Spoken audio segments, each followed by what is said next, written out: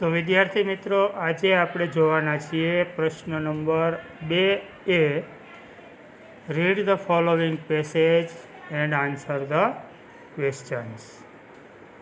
પણ એ જોતાં પહેલાં આપણે જોઈ લઈએ કે આપણી પૂરક વાંચનની અંદર કેટલા યુનિટ ચાલ્યા છે. મારા ખ્યાલથી 5 યુનિટ ચાલી ગયા છે. તો let us read more unit 1. There was a lake in a forest where lived 3 big fish. There was a lake in a forest. એક જંગલમાં એક તળાવ હતું કે જ્યાં lived 3 big fish. ત્યાં 3 મોટી માછલીઓ રહેતી હતી. They were called clever, lazy and stupid. તેઓના નામ હતા ક્લેવર, લેઝી અને સ્ટુપિડ. They were friends. તેઓ મિત્ર હતી. One day, એક દિવસ, ક્લેવર heard some people talking by the side of the lake. એક દિવસ ક્લેવરે સાંભળ્યા. કોને સાંભળ્યા? some people. કેટલાક લોકોને શું કરતા હતા? Talking. By the side of the lake. તળાવના કિનારે. By the side of lake એટલે તળાવના કિનારે. ટોકિંગ એટલે વાતો કરતા. પીપલ એટલે લોકોને સાંભળ્યા. તો એક દિવસ શું બન્યું? એક દિવસ જે ક્લેવર માછલી હતી એણે તળાવના કિનારે કેટલાક લોકોને વાતો કરતા સાંભળ્યા. દે વેર સેઇંગ. તેઓ કહી રહ્યા હતા. શું કહેતા હતા? સાંભળો. This lake is full of good fish. આ તળાવ તો સારી સારી માછલીઓનું ભરેલું છે. We shall come tomorrow with a big net and catch all the fish. આપણે અહીંયા કાલે મોટી જાળ લઈને આવીશું અને બધી માછલીઓને પકડી લઈશું. આટલા પેરેગ્રાફ ઉપરથી આપણને 11 કેટલા પ્રશ્નો આપ્યા છે આગળ પકડો. હા. Clever said to himself. Clever said to himself, I must tell my friends what I have heard. Clever said to himself એટલે ક્લેવરે મનમાં વિચાર કર્યો કે આઈ મસ્ટ ટેલ, મારે કહેવું જ જોઈએ. મસ્ટ જ્યારે ભારપૂર્વકની વાત કરવાની હોય ત્યારે મસ્ટ શબ્દ વપરાય.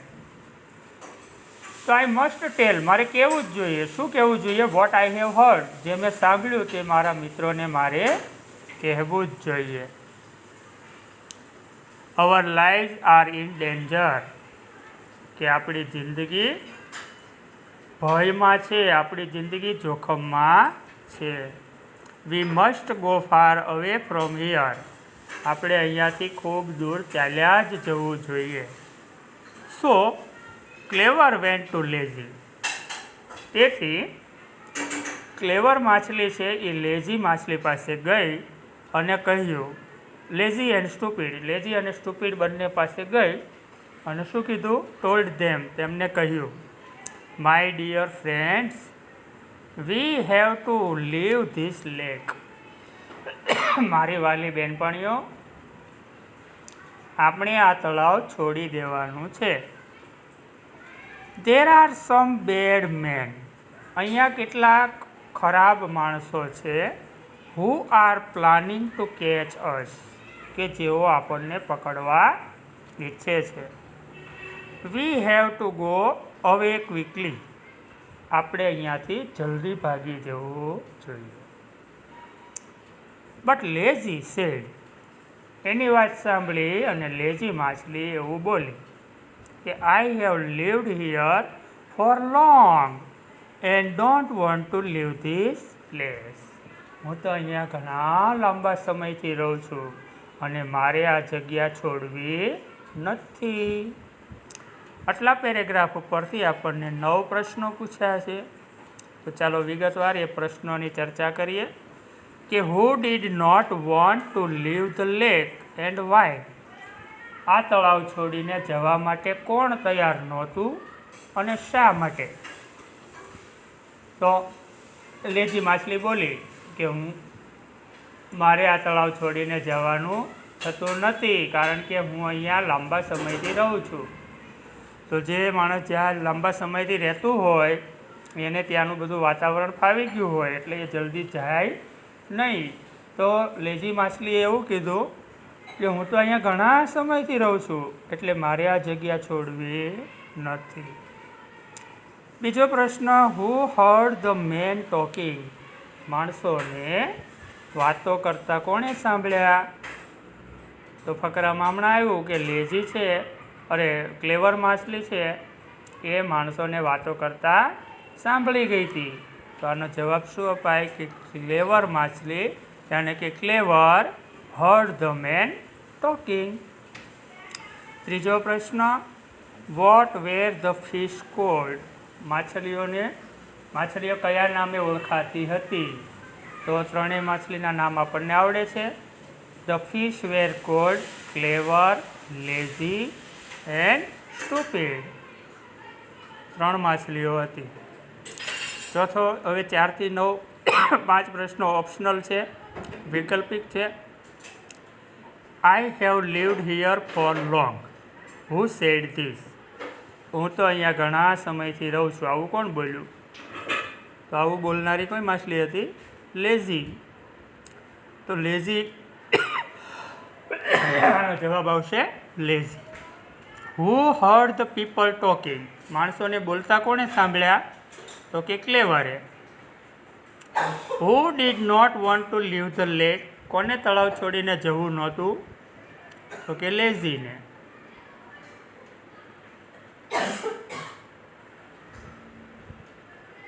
વી shall come tomorrow with a big net. આપણે અહીંયા મોટી જાળી લઈને આવશું, મોટી જાળ લઈને આવશું. હુ સેડ ધીસ? આવું કોણ બોલ્યું? તો આવું બોલવાવાળા કોણ હતા? માણસો. તો men. We have to go away quickly. Who said this? આપણે અહીંથી ઝડપથી ભાગી જવું પડશે. એવું કોણે કીધું? ક્લેવરે. Which of the following was not the name of a fish? નીચે 4 નામ આપ્યા છે, એમાંથી 3 માછલીના નામ છે ને એક માછલીનું નામ નથી. તો કયું માછલીનું નામ નથી એ તમારે બતાવવાનું છે. તો ક્લેવર નામની માછલી હતી? હા. ડમ એટલે મૂંગી માછલી હતી? ના, એવું તો કંઈ પાઠમાં આવ્યું નથી. તો જવાબ શું લખવાનો? ડમ. કારણ કે લેઝી, સ્ટુપિડ અને ક્લેવર આ 3 નામ તો માછલીના આવે છે, પણ ડમ નામની એકેય માછલી હતી નહીં. તો વિદ્યાર્થી મિત્રો, હવે આપણે બીજો પેરેગ્રાફ જોઈશું. બીજો પેરેગ્રાફ શું કહે છે? But lazy and stupid did not want to leave the lake. પણ લેઝી અને સ્ટુપિડ માછલી છે એ ડીડ નોટ વોન્ટ ઈચ્છતી નહોતી. શું ઈચ્છતી નહોતી? લીવ ધ લેક, તળાવ છોડવા ઈચ્છતી ન હતી. So clever said good bye to them and swam away. Swam છે એ સ્વિમનું ભૂતકાળ છે. સ્વિમ અવે એટલે દૂર તરી જવું, અને સ્વેમ અવે એટલે તરીને દૂર જતી રહી. ક્લેવરે બધાને ગુડ બાય કીધું, આવજો કીધું, અને દૂર સુધી તરીને જતી રહી. નેક્સ્ટ મોર્નિંગ, બીજા દિવસે સવારે, the man came with big nets. માણસો તો મોટી જાળ લઈને આવ્યા. And caught all the fish. અને બધી જ માછલીઓને પકડી લીધી. When lazy was caught. હવે જ્યારે આ લેઝી માછલી પકડાઈ ગઈ, હી લે વેરી સ્ટીલ. સ્ટીલ એટલે હલ્યા ચલ્યા વગરની, એકદમ સ્થિર. એકદમ સ્થિર પડી રહી. પકડાઈ ગઈ ને એટલે એને શું કર્યું? હલનચલન કર્યું જ નહીં. After all he was lazy but not stupid. આખરે એ આળસુ હતી પણ મૂરખ નહોતી. He did not move at all. એ બિલકુલ હલી ચલી નહીં. When the men saw him. ત્યારે માણસોએ તેને જોઈ તો માણસોએ શું વિચાર્યું? તે thought him to be dead. માણસોએ વિચાર્યું કે તે તો મરી ગઈ લાગે છે. સો they took him out of the net. તેથી માણસોએ શું કર્યું? એને નેટમાંથી બહાર ફેંકી દીધી. એન્ડ થ્રુ અવે ઓન ધ સેન્ડ. સેન્ડ એટલે રેતી. નેટમાંથી બહાર કાઢી, ઝાડમાંથી બહાર કાઢી અને રેતી ઉપર ફેંકી દીધી. When nobody was looking at him. હવે માછલીએ શું કર્યું? ઝીણી આંખ કરીને જોયું કે મારી સામે કોઈ જોતું નથી, મારી ઉપર કોઈનું ધ્યાન નથી. તો એણે શું કર્યું? Lazy slipped back into water and was safe. Lazy પાછી પાણીમાં કૂદી પડી અને હવે લેઝી કેવી હતી? સેફ, સલામત. કારણ કે એક માછલીને પકડવા માટે કાંઈ એવડી મોટી જાળ કોઈ નાખે નહીં. એટલે હવે લેઝી માછલી કેવી હતી? સલામત હતી. તો આવી રીતે લેઝી માછલીએ પોતાનો જીવ બચાવ્યો.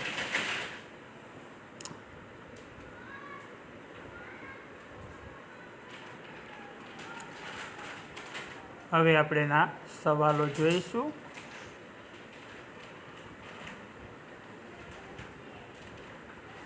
What did Lazy do when nobody was looking? જ્યારે કોઈ એના તરફ નહોતું જોતું ત્યારે લેઝી માછલીએ શું કર્યું? તો આપણને ખબર છે, હમણાં જ ફકરામાં આવ્યું કે જ્યારે કોઈ તેના તરફ નહોતું જોતું ત્યારે લેઝીએ શું કર્યું? રેતીમાંથી સરકી અને પાણીમાં કૂદી ગઈ. Who said goodbye to his friends? એના મિત્રોને આવજો એમ કોણે કીધું? ક્લેવર માછલીએ. ક્લેવર માછલીએ બંનેને ઘણી સમજાવી પણ સમજી નહીં. ના, સમજી નહીં. તો ક્લેવર માછલીએ બધીને ગુડ બાય કહી અને પોતે રવાના થઈ ગઈ. What did the man do? માણસોએ શું કર્યું? માણસો મોટી જાળ લઈને આવ્યા અને બધી માછલીઓને પકડી લીધી. ચોથો પ્રશ્ન, what did lazy do when he was caught? જ્યારે લેઝી પકડાઈ ગઈ ત્યારે તેણે શું કર્યું? તો હમણાં પેરેગ્રાફમાં આવ્યું કે લેઝી પકડાઈ ગઈ ત્યારે એકદમ આંખો બંધ કરી અને પોતે મરી ગઈ હોય એવી રીતે હલન ચલન કર્યા વગરની સૂતી રહી. What did the man do with lazy? તો માણસોએ લેઝીનું શું કર્યું? માણસોએ લેઝીને ઝાડમાંથી કાઢી બહાર અને રેતીમાં ફેંકી દીધી. Who did not want to leave the lake? કોને તળાવ છોડીને જવું નહોતું? તો લેઝી માછલીને તળાવ છોડીને જવું ન હતું. Which word in the passage is opposite of alive? Alive એટલે જીવતું. તો આ ફકરાની અંદર જીવતા શબ્દ માટે કયો ઓપોઝિટ વર્ડ યાની કે વિરોધી શબ્દ વાપર્યો છે? એલાઇવ શબ્દનો વિરોધી શબ્દ કયો છે નીચેનામાંથી? એલાઇવ એટલે જીવતું.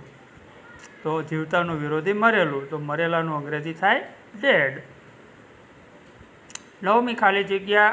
ખાલી જગ્યા did not want to leave the lake. આ ચારમાંથી કોણ કોણ તળાવ છોડીને જવા તૈયાર નહોતા? Lazy and stupid. When lazy was caught? જ્યારે લેઝી પકડાઈ ગઈ તો એણે શું કર્યું? હી લે વેરી સ્ટીલ. એ એકદમ હલનચલન કર્યા વગર પડી રહી. Who said good by? આવજો એવું કોણે કીધું? તો ક્લેવર માછલીએ કીધું કે આવજો એમ કહીને ક્લેવર માછલી જતી રહી. તો મિત્રો આ હતા 2 પેરેગ્રાફ.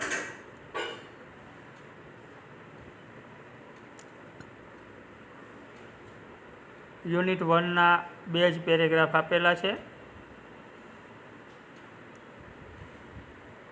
તો આજે આપણે 2 પેરેગ્રાફ સુધી રાખીએ.